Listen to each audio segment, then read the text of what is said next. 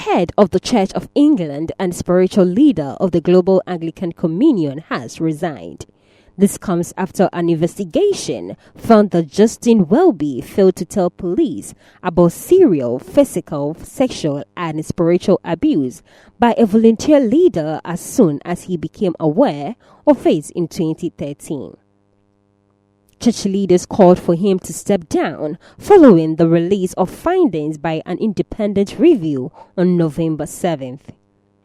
Helen Ann Hartley, the Bishop of Newcastle, said that his position was untenable after some members of the church's National Assembly started a petition calling on Welby to step down.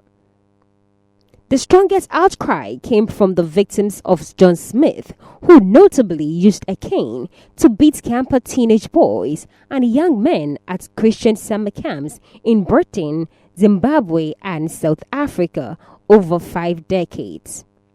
Smyth used a cane to punish campers for sins that included pride, making sexual remarks, masturbation, or, in one case, looking at a girl too long, according to the reports.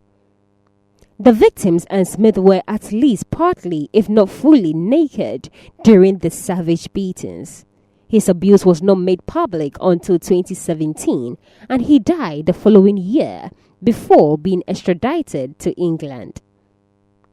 A 2022 report by the Independent Inquiry Child Sexual Abuse found that, different to the authority of clergymen, taboos surrounding the discussion of sexuality and a culture that gave more support to alleged perpetrators than their victims helped make the Church of England a place where abusers could hide.